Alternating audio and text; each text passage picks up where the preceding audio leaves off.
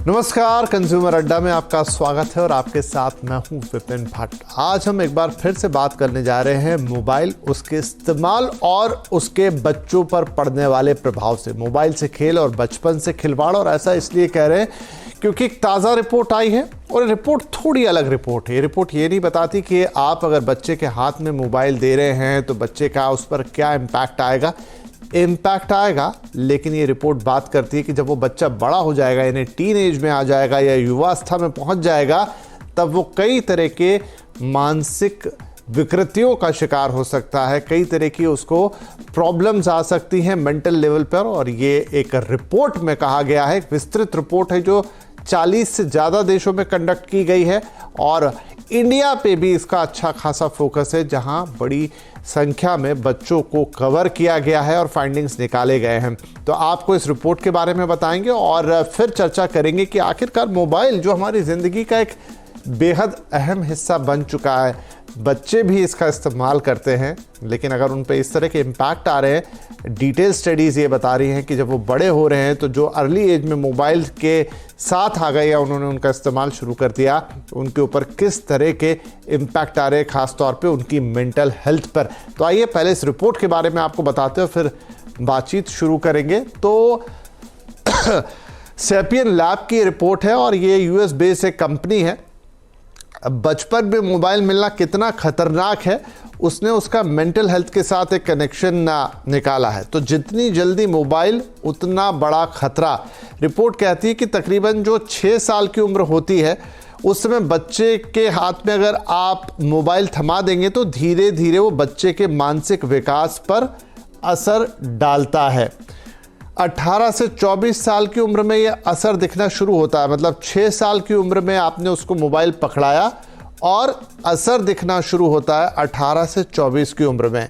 इसके आगे रिपोर्ट कहती है कि ये अब लड़की और लड़कों को अलग अलग बांटती है।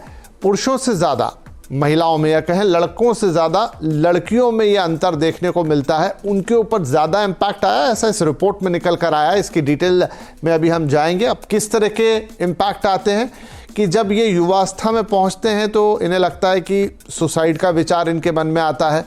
इनके मन में ये आता है कि ये आक्रामक व्यवहार, मतलब कि दूसरों के साथ खुद को एडजस्ट नहीं कर पाते, एग्रेसिव हो जाते हैं। हकीकत से कटने का एहसास, मतलब जो एक्चुअल वर्ल्ड है उसके मुकाबले एक थोड़ा वर्चुअल वर्ल्ड में जीने की आदत पड़ जाती है। हकीकत से कटा जैसा महसूस करते हैं और खुद के ही ऊपर शक करने लग जाते हैं। तो ये मोबाइल के इम्पैक्ट हैं और अन्य कई मानसिक परेशानियों से भी ये दो चार होते हैं।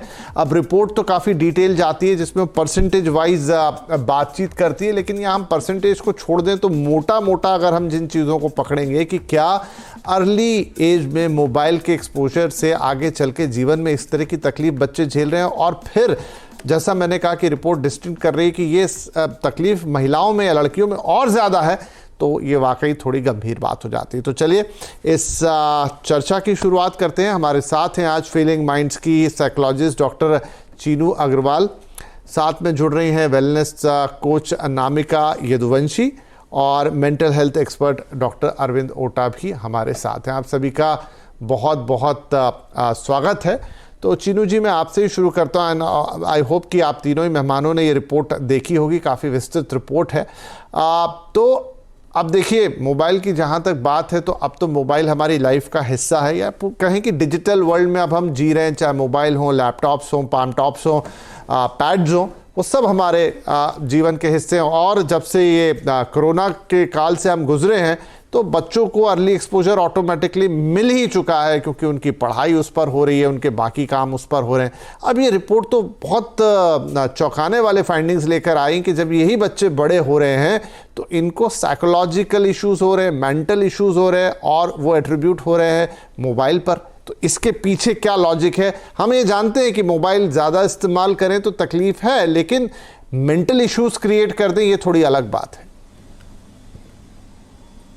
विपिन जी, इस रिपोर्ट से पहले भी बहुत सारी स्टडीज हुई है, प्री पैंडेमिक भी और पोस्ट पैंडेमिक भी, जहां पर हमें ये एफएमआरआई स्कैन से, सीटी स्कैन से बिल्कुल अच्छी तरह से और क्लियरली समझ में आता है कि अर्ली यूसेज ऑफ मोबाइल का ब्रेन के डेवलपमेंट पर क्या असर पड़ता है।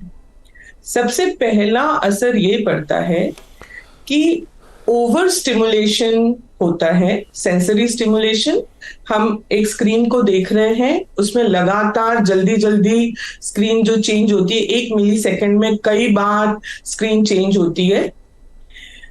उसके साथ साथ न्यूरल एक्टिविटी ब्रेन में बढ़ जाती है और ब्रेन की एक जो डिफॉल्ट सेटिंग है रेस्ट लेने की, ब्रेन को रेस्ट नहीं मिल पाता।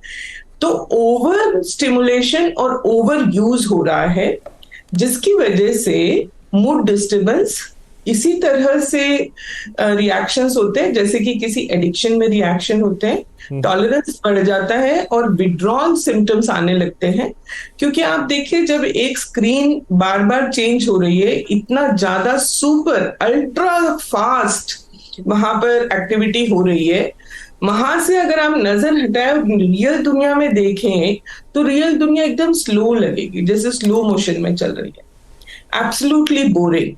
वहां पर कुछ भी एक्टिविटी नहीं है आपको एंगेज रखने के लिए, तो वो वापस से स्क्रीन की तरफ आ जाएगा। तो चीनू जी, क्या ये टीवी देखने से डिफरेंट चीज है? टीवी देखने से डिफरेंट चीज है। आपको याद होगा बचपन में जब हम लोग टीवी देखते थे तो हमको कहा जाता है दूर बैठो, दूर बैठ के टीवी देखो। और अब देखिए, ये बिल्कुल ही आपके हाथ में और एकदम नजदीक से आप इस स्क्रीन को लगातार देख रहे हैं। तो सेंसरी स्टिमुलेशन जो है वो बहुत ओवर हो गया है। और दूसरी बात यह है कि टीवी में आप एक बार में एक चीज देख रहे हैं, पर मोबाइल में आप लगातार एक के बाद एक दूसरी, ये चेंज कर रहे हैं, वो चेंज कर रहे हैं, गेमिंग कर रहे हैं, ये कर रहे हैं, वो कर रहे हैं। तो जो एक्टिविटी है उसका नेचर बिल्कुल अलग है टीवी में और मोबाइल में।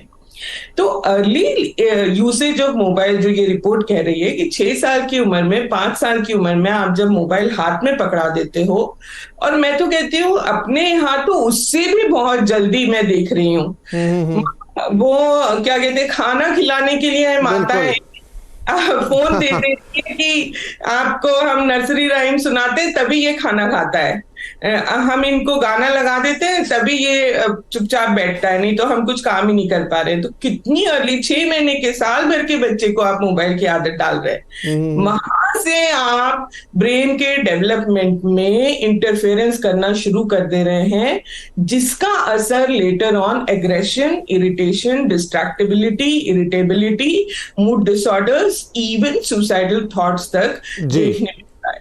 तो डॉक्टर ओटा, ये देखिए चीनू जी ने जो बताया वो तो मुझे समझ में आ गई बात, और वो डिवाइस की बात है कि एक डिवाइस है जिसकी वजह से ऐसा हो रहा है। अभी हम उस पर तो गए नहीं कि उस डिवाइस के अंदर बच्चा देख क्या रहा है, किस तरह की चीजें देख रहा है। जब हम उसे भी कंबाइन करते, जैसा उन्होंने एग्जांपल दिया कि टीवी पे आप एक बार में एक चीज देखते हैं, और टीवी इतना बड़ा प्लेटफॉर्म है कि अगर आप देख रहे हैं तो घर में सबको पता भी रहेगा कि क्या देखा जा रहा है। आप ऐसा नहीं कि उसको कहीं चुपके से देख लेंगे।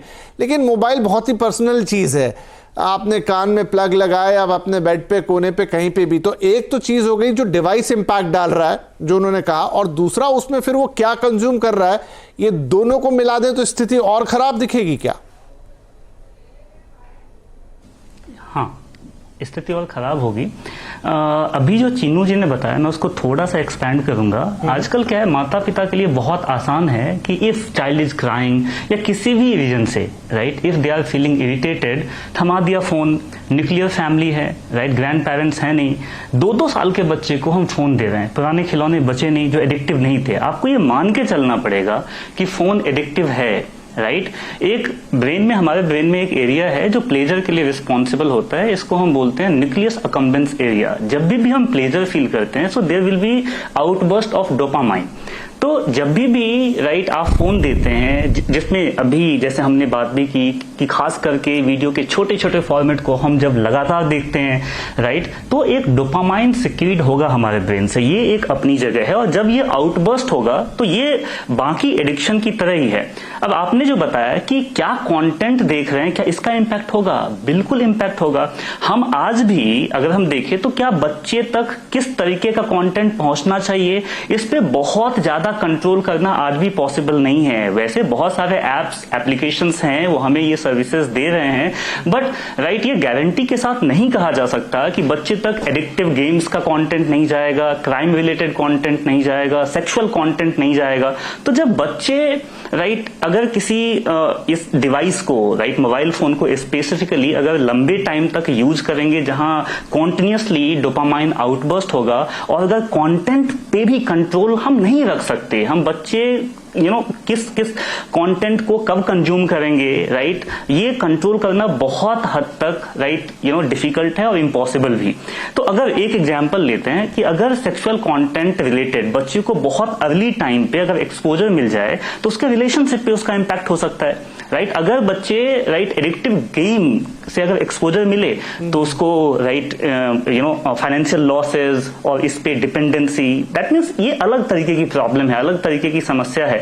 तो ये बहुत ही विकट बन जाएगा कि अगर बच्चे कॉन्टिन्यूसली कंटेंट कंज्यूम कर रहे हैं, डोपामाइन आउटबर्स्ट है और साथ ही कंटेंट पे कंट्रोल नहीं हमारा, और ये पेरेंट्स के लिए और मेंटल हेल्थ प्रोफेशनल के लिए बहुत एक चिंताजनक राइट समस्या है। क्योंकि आज के टाइम राइट हम ये अगर आप देखें तो राइट पेरेंटिंग में सबसे ज्यादा कंफर्ट हम तब फील करते हैं कि चलो ठीक है राइट बच्चे को हमें एंगेज रखना है तो क्या करें, हमने फोन दे दिया कि बच्चे वहां एंगेज है। इसका एक और इम्पोर्टेंट पार्ट है जो मैंने अनामिका जी के पास